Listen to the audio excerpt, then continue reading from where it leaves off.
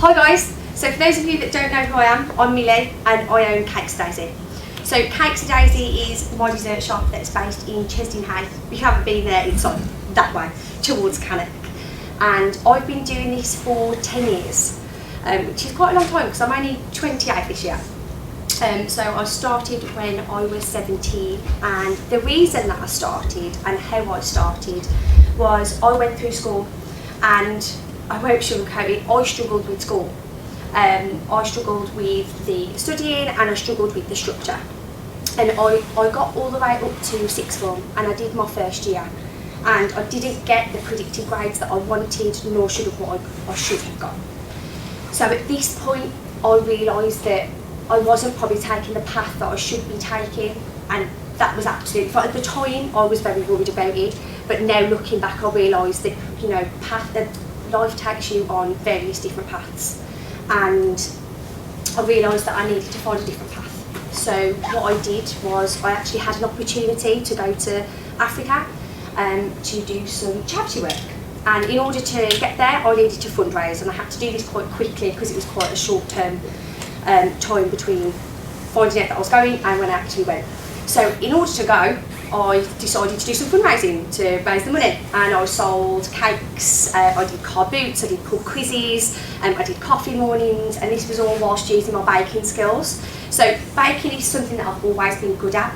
It's something that I did with my nan, it was something that I did with my mum, all from a very young age. So that was at that point that I was like, you know what, I really enjoy baking, this is what I'm good at. And I started to focus on what I was good at rather than what I was bad at. You know, it's very important to find out not only something that makes you happy, but something you're good at.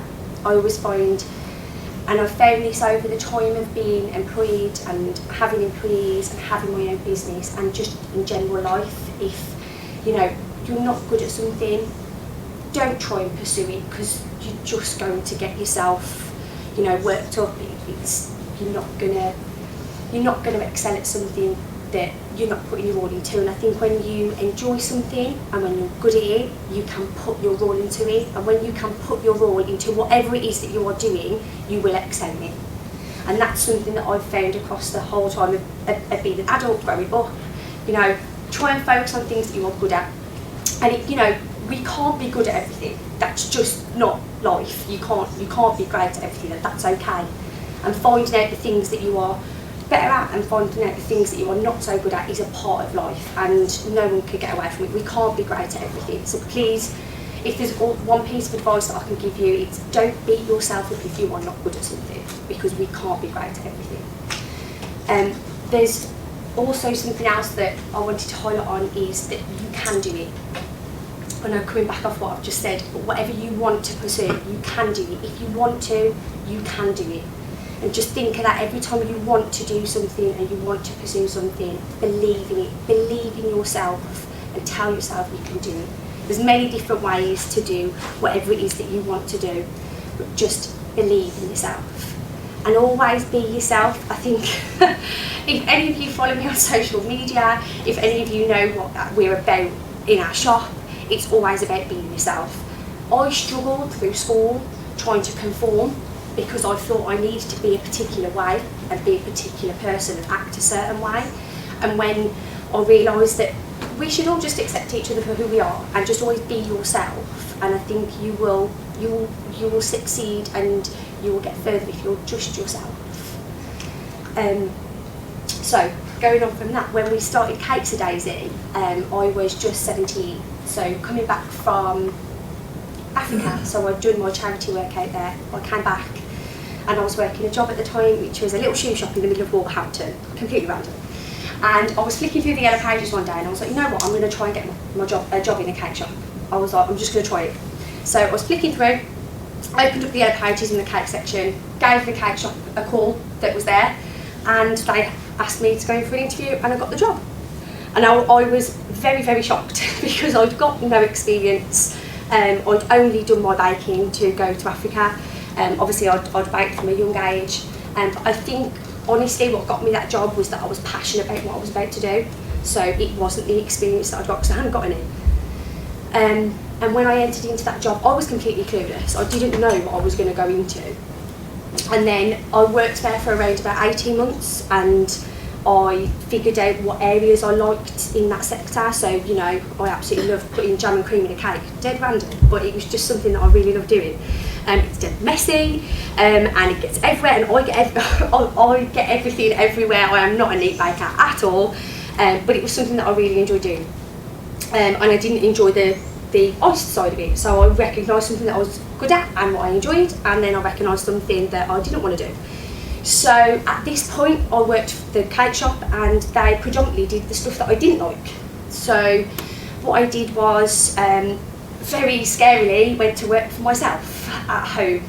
So I registered with the council, I got them to come and check out the kitchen at my mum and dad's house. I was very lucky that they allowed me to use their kitchen. They got mad at me a lot for how much icing sugar was absolutely everywhere, everything was sticky, but I went to working from home.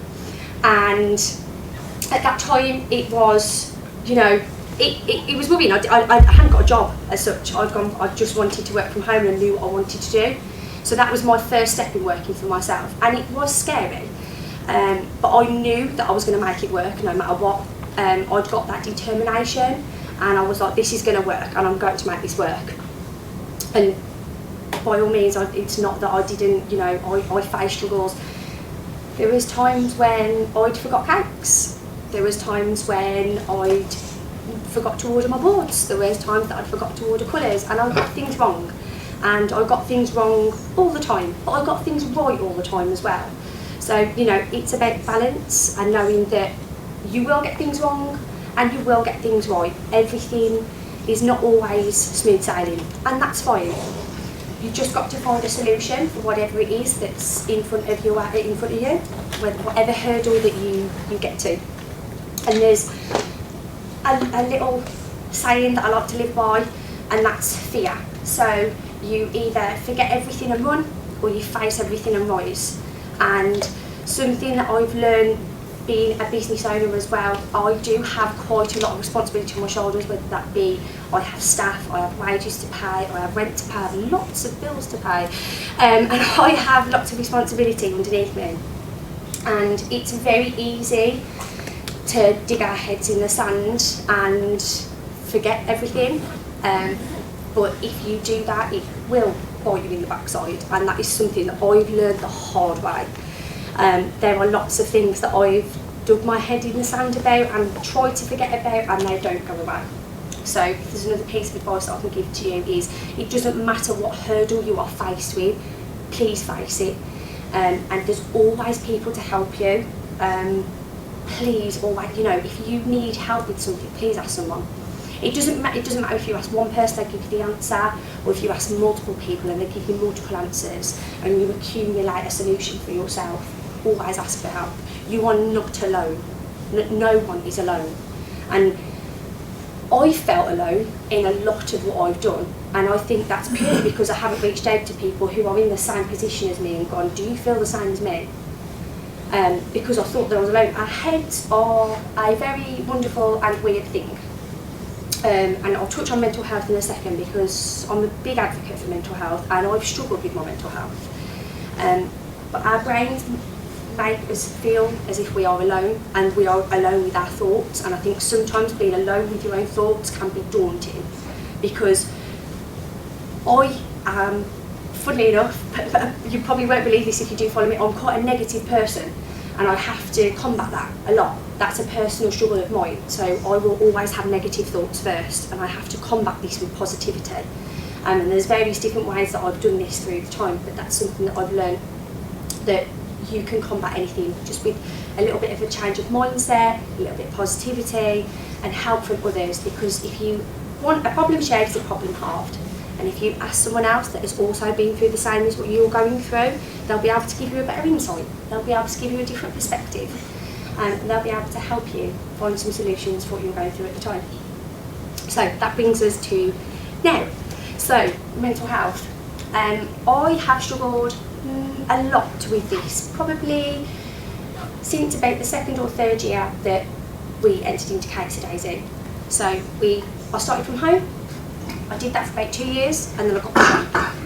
So when I got the shop, that was in 2014. And so that was that 7, it's like 8 years ago? No, yeah, no, 8, yeah, 8 years. I can't do mental math, they asked me to do math. So it's about 8 years ago now, in October, and I was pregnant, and I got the shock, and I didn't know. So I'd signed for a lease, I found out I was pregnant, and I was still living at home. So I was faced with quite a few hurdles there, but I knew one thing that was, I wanted to do this, and I didn't want to get rid of my baby. So I had Maisie, but I'd also got this immense amount of responsibility on the other side, and that kind of spiralled me into depression.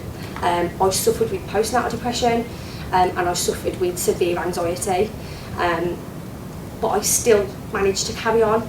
I didn't get the help I needed because I didn't recognise what was going on until too far down the line, but then eventually I did, and now I do have the help, and I am on medication for what I've got, and that's okay. I think that mental health and medication can be a bit of a taboo subject, but it's okay if you have suffered mental health, it's okay if you're on medication, and it's okay to ask for help. Talk to people, again, going from what I've just said, ask people for help, talk to people, express your emotions, express your thoughts, and just ask if you need any help. But yeah, like I say, going from that as well, you can see that I've still made a success of my shop, and that was just through persistence and perseverance, and whatever hurdle that you come across, you can overcome it. So I'm not quite sure how long you wanted me to talk for, because I can talk and talk and talk. But if you need me to stop at any point, just let me know. But yeah, so here we are now. We are a very strong business. We have 11 members of staff. We're all crazy, which is absolutely brilliant. We all love going to work and working with each other. That doesn't mean that there isn't clashes. At the end of the day, we're all human, and we all have our issues that we have to talk it out, and that's absolutely fine, and that's what we do. If we've got a problem, we talk about it. And we have expanded from when we opened in 2014 to now. I started off with 2 members of staff, and now I'm at 11. And we went from only serving cake and coffee, and now we do loads of different stuff. We do loads of different creations that we just make up as and when we go. Like the fudge cake, for example, that was just one random idea of mine.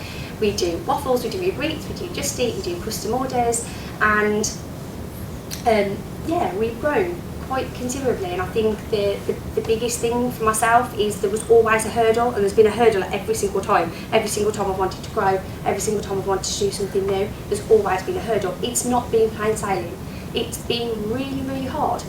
But I've come out the other side, and we're still here, and we're still doing really well, and whatever hurdle that we reached, we overcome, and we're doing really well. And if there's anything that I can tell you, like I've said before, be yourself, be persistent, make sure you ask for help, and you can do it. You can do it. Whatever you want to do, you can put your mind to it under any circumstances.